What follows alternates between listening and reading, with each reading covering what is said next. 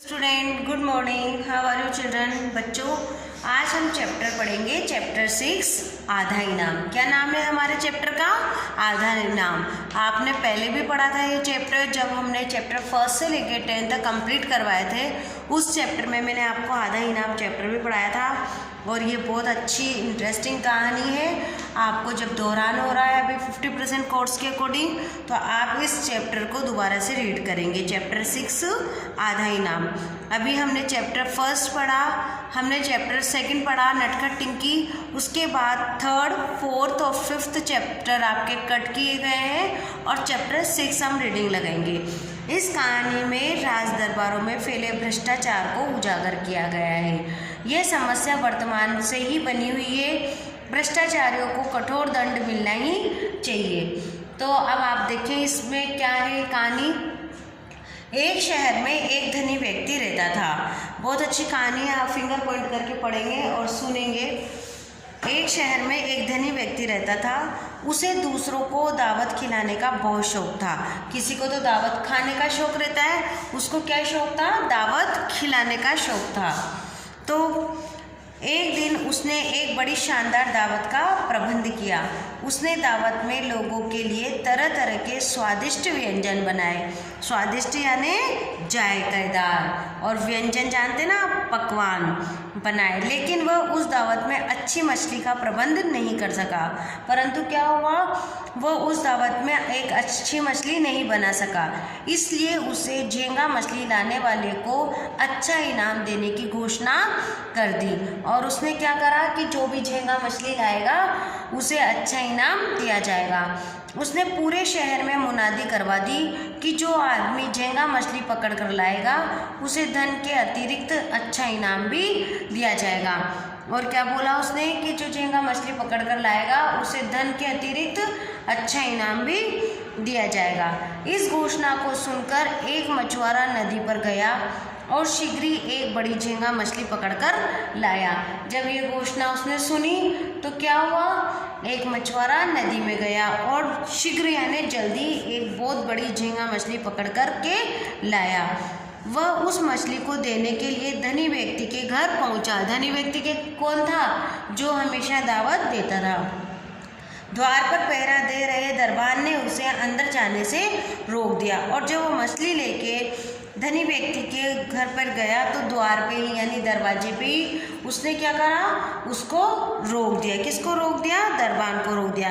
वह बोला, ठहरो, तुम अंदर नहीं जा सकते। क्या बोला उसने?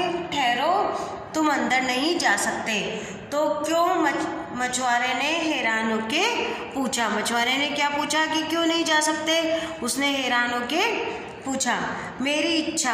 तो दरबान क्या कहता है? मेरी इच्छा, तुम अंदर नहीं जा सकते, पर तुम एक शर्त पर ही अंदर जा सकते हो। अब दरबान ने उससे क्या कहा कि तुम एक शर्त है मेरी, उसी में तुम अंदर जा सकते हो। वह बोला, क्या शर्त है वह? तो मेरी यह शर्त है कि सेठ जी जो तुम्हें इनाम देंगे उसका आधा हिस्सा तुम मुझे दोगे। क्या बोला? कि जो सेठ जी इनाम देंगे वो उसका आधा हिस्सा तो मुझे देना, मुझे स्वीकार है। इतना कहकर मछुआरा मछली को लेकर धनी व्यक्ति के घर के अंदर चला गया और उसने क्या कहा कि मुझे ये स्वीकार है कि जो भी मुझे इनाम मिलेगा वो मैं आधा तुम्हें दूंगा। और ये बात कह के वह अंदर चला गया। झींगा मछली को देखकर सेठ जी बहुत खुश हुए। उसने अपने मुनीम को बुलाया और मछुआरे को काफ़ी धन और इनाम देने की आज्ञा दी। जैसा कि सेठ ने कहा था कि जो भी मछली पकड़ के लाएगा उसको मैं क्या करूँगा? इनाम दूंगा और धन दूंगा। तो उसने अपने मुनीम को बुलाया और मछुआरे को काफ़ी धन और इनाम देने की आज्ञा दी। मछुआरे ने इनाम में धन लेने से मना कर दिया। अब उसने क्या करा? मछुआरे ने धन लेने से मना कर दिया। अब क्यों मना करा? आगे पढ़ते हैं हम। मछुआरे ने इनाम में धन लेने से मना कर दिया और कहा, सेठ जी मुझे इनाम में धन नहीं 100 कोड़े चाहिए जो मेरे पेट पर लगवाए जाए। अब ये तो अलग ही बात हो गई।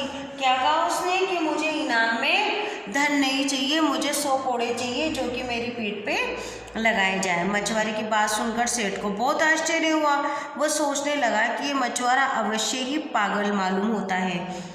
उसने कहा कि ये धन की जगह क्या मांग रहा है? 100 कोड़े मांग रहा है। कोई तो धन के लिए चाहता है और ये 100 कोड़े मांग रहा है। कुछ देर सोचने के बाद सेठ जी ने अपने एक नौकर को मछुआरे की पीठ पर 100 कोड़े मारने का हुक्म दिया।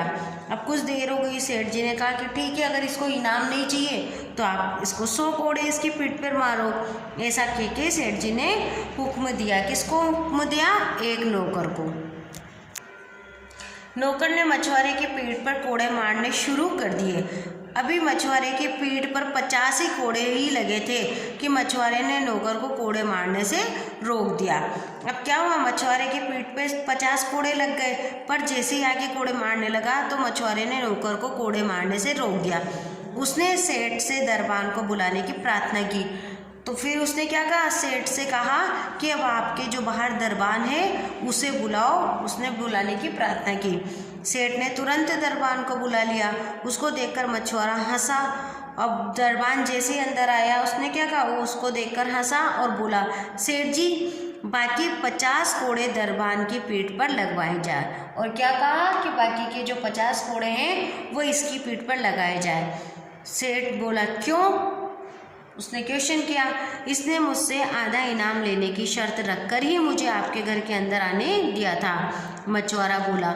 मछुआरे ने कहा कि इसने मुझसे आधा इनाम मांगा था और आधा इनाम के बदले ही मुझे आपके अंदर आने के लिए बोला था। मछुआरे की बात सुनकर सेठ बड़े असमंजस में पड़ गया। असमंजस यानी जानते हैं, बिल्कुल आश्चर्य में या दुविधा में पड़ गया। उसने मछुआरे से पूरी बात पूछा, मतलब मछुआरे से कहा कि आप मुझे पूरी बात समझाओ और सुनाओ। मछुआरे ने शुरू से लेके अंत तक का पूरा किस्सा सुनाया। मछुआरे की बात सुनकर दरबान को बहुत क्रोध आया। जब मछुआरे ने उस सेठ को पूरी बात सुनाई तो सेठ को दरबान पर बहुत गुस्सा आया। किस पर गुस्सा आया? दरबान पर, कि कैसा दरबान है कि आधा इनाम मांगने के चक्कर में इसको अंदर ही नहीं आने दे रहा था। उसने दरबान को नंगी पीठ पर 50 कोड़े लगवाए और नौकर से उससे कह दिया कि इसको यहाँ से निकाल दिया जाए। सेठ मछुआरे की ईमानदारी और सच्चाई से बहुत खुश हुआ। उसने उसे पहले से भी दुगुना धन देके और सम्मान देके विदा किया। मछुआरा अपनी ईमानदारी सच्चाई का सही इनाम पाकर धनी हो गया और मज़े से शेष जीवन जीने लगा।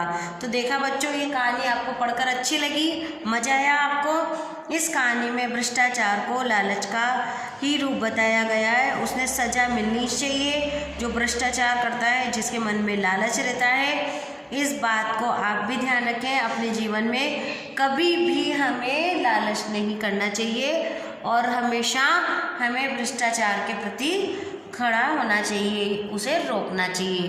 तो ये कहानी आप भी पढ़ेंगे, इसके शब्दार्थ, इसका अभ्यास कार्य हम कल करेंगे। Thank you.